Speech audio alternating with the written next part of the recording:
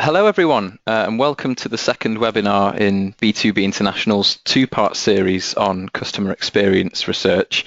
Let me introduce myself. My name is Connor Wilcock, and I'm a research director at B2B International. I'm based at our North American headquarters in New York, and my specialism is in customer experience research, especially those which cover multiple countries, multiple industries, or multiple audiences. Over the next 20 minutes or so, I'm going to be introducing 10 tips for avoiding common mistakes or pitfalls when designing and running a customer experience program. The tips are going to cover all stages from initiation and planning all the way through to execution and, of course, implementation. Please feel free to submit questions during the webinar via the toolbar. We will leave a few minutes at the very end to answer some of them. So let's move to tip number one, which is don't rush it. Now, getting the program off the ground is just as important as executing the program effectively once you're in field. So be sure to take time up front to make sure everything is ready and prepared, because customer experience programs which are rushed into field often miss critical components. And there is a point of no return with customer experience programs. Usually that's when you start contacting your customers. So once you go past that point, it's very difficult to reconcile those issues. So we recommend building time up front to set up the program, and importantly, be very cautious with your timeline. If that means that the whole program takes 2 or 3 months longer than you thought it might, then that's okay. Your organization, for example, might benefit greatly from mapping the customer journey up front. That can act as a lead into the questionnaire design phase. The questionnaire itself might go through various iterations, and that's okay to make sure that everybody is happy with the questionnaire and the survey instrument before you go into field. Just jumping back one stage, list building is typically a stumbling block. Time should definitely be allowed to get that list building phase right. What you then will end up with, of course, is a list which is comprehensive, but also contains any important background information or variables on your customers, which you can then link back to the actual survey data. So in conclusion, it's much better to address issues up front before any data has been collected. Moving on to tip number 2, don't overdo it and don't lose focus. It's great to have enthusiasm and an appetite for data that runs not just within the marketing or the customer experience team, but throughout the organization. But that can lead to a temptation to pack the survey or surveys with as much as possible, covering every single question that individuals within the company want to have answered. And that's especially the case if it's the first time that you've reached out to your customers in a research context. So a centralized team should always take control of the project. As I said, that could be the marketing function or a dedicated customer experience team. And that will avoid a situation where other departments see an opportunity to piggyback on the questionnaire. A survey with 80 or 90 questions isn't going to flow well, and it will likely result in less reliable and less insightful data, even for those most critical questions which need to be in there. And speaking of those important questions and metrics, tip number 3 is don't assume that satisfaction, loyalty, and advocacy are the same thing. Those are all important metrics, by the way, and they are certainly linked, but they do mean different things and are useful in different ways. For example, taking a satisfaction score in isolation and making a claim based on it about loyalty, our customers will continue to do business with us, that's incorrect, and it could potentially be damaging to your company. So it may be useful to include multiple metrics: overall satisfaction, the net promoter score, customer effort score, likelihood to repurchase. But no matter how many metrics you do include in your survey, do make sure that everyone is clear on precisely what's being measured and how each of those questions or metrics relates back to your specific objectives. Tip number 4 is probably one of the most contentious in our list, but it can be extremely damaging to the customer experience program, and it is do not let stakeholders influence your customers. So the CX program should of course have buy-in throughout the organization, an enthusiasm and an appetite for insights, but the execution of the survey itself should be as independent and as objective as possible. So stakeholders, and here I'm really talking about customer-facing roles, account managers, the sales teams, they should be discouraged from leaning too heavily on their customers, either to encourage participation or in an attempt to actually influence their responses. So while we encourage stakeholders to inform their customers about the research prior to the field work in order to legitimize it, and that could be through a phone call or an email or even a site visit, just make sure that that doesn't go too far. About a year ago, I'd stayed in a hotel on a business trip, and I received a survey invitation a couple of days later from that leading hotel chain. The email invite itself was addressed directly from the hotel manager, and the invite implored me, and I quote, to rate us a 9 or 10 out of 10 based on your positive experience. So if that's not leaning too far, then I don't know what is. And that, by the way, can at best lead to questionable data, but at worst it can actually derail the research effort by alienating or even annoying customers. So let's move on to talk about the implementation of the research findings, beginning with tip number 5, don't sweat the small stuff.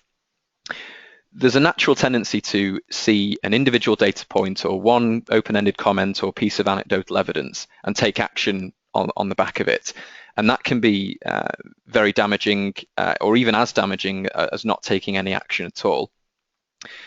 So wherever possible, make sure that actions are based on results or data points which are, at the very least, commercially significant, if not statistically significant.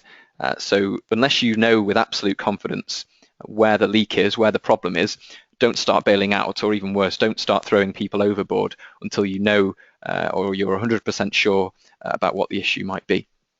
And that might require follow-ups with the customers. So the outreach to the customers doesn't need to stop with the end of the survey. Following up with those accounts might actually be required in order to gather context on potential issues before a decision is made on taking action or not taking action. Tip number 6 is don't compare apples to oranges. And this could be when tracking your performance, or it could be when comparing the results from one group of customers against another within the same survey. But when measuring one group against another, differences in performance, either from wave to wave or from group to group, they could, of course, be due to improvements or declines in the actual customer experience, something you've done well or something you've done poorly. However, some of those differences can be attributed to bias. And that bias could relate to demographics, culture, social desirability, methodology, etc., etc.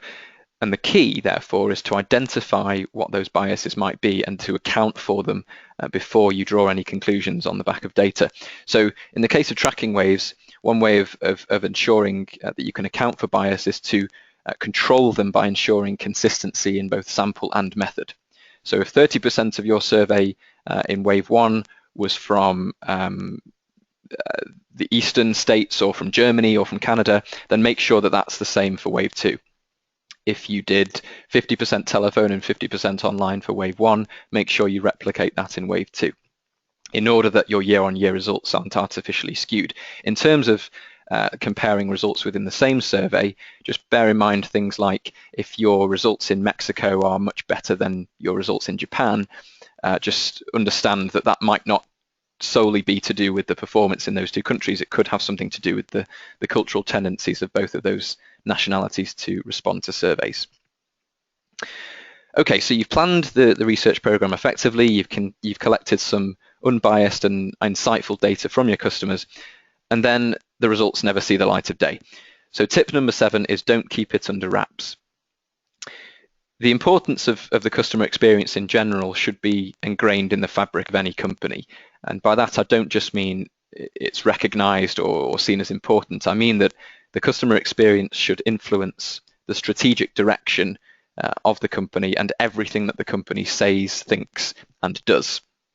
So while we mentioned before that the control of the research program should fall under the remit of a specific team or department, marketing, customer experience, market research team, All other departments, and I'm not just referring here to the customer-facing ones, it's every single department that might touch the research program in some way, should be aware of and engaged with the program.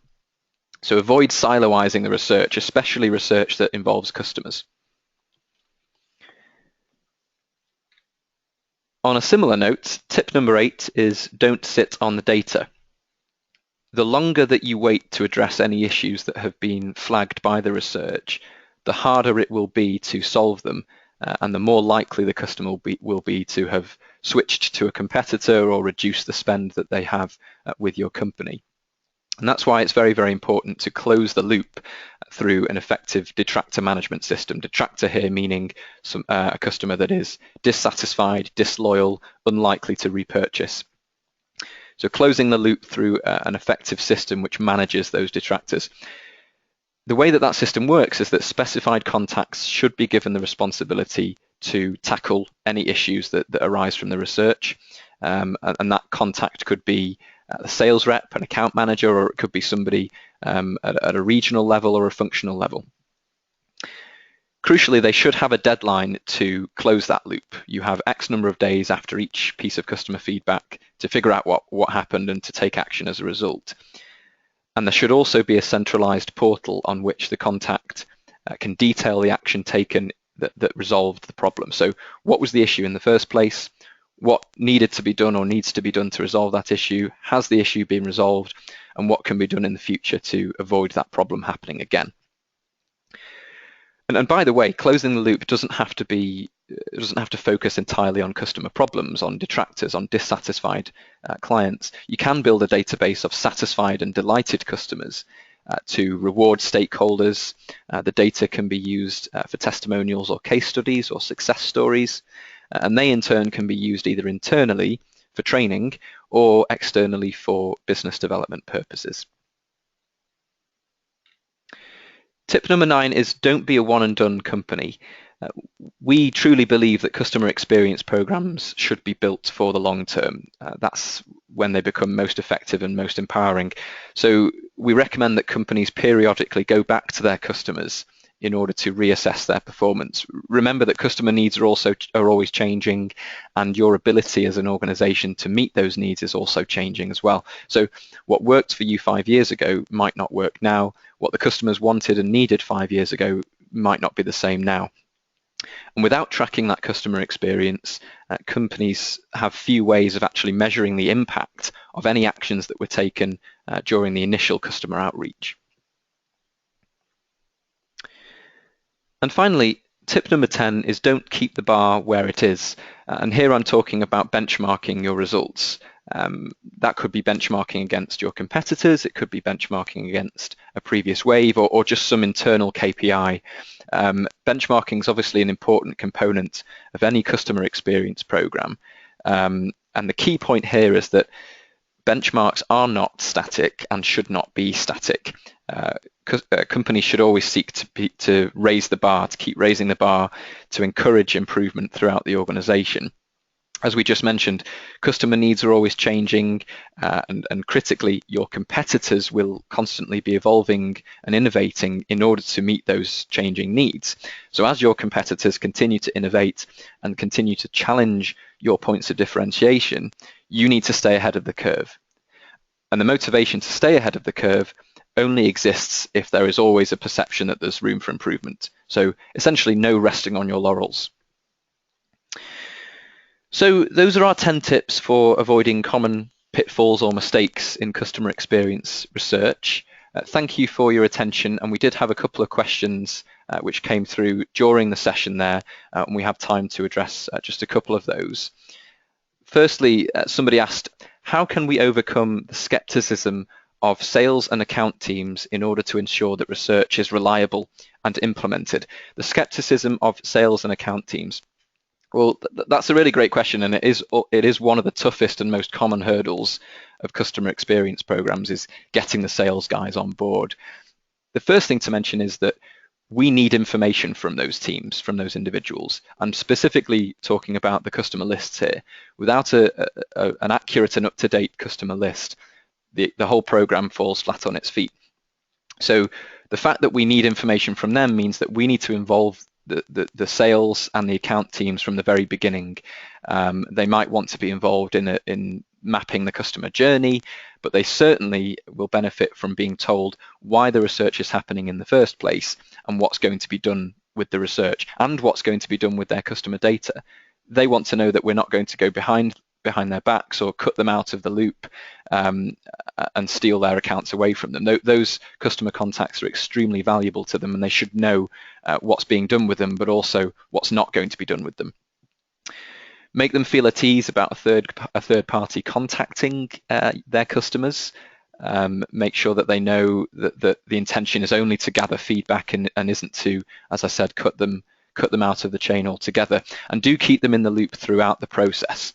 They shouldn't feel like outsiders that are looking into the program. They should feel like an integral part of the customer experience research. So I hope that answered your question there, and I do think we have time for one more.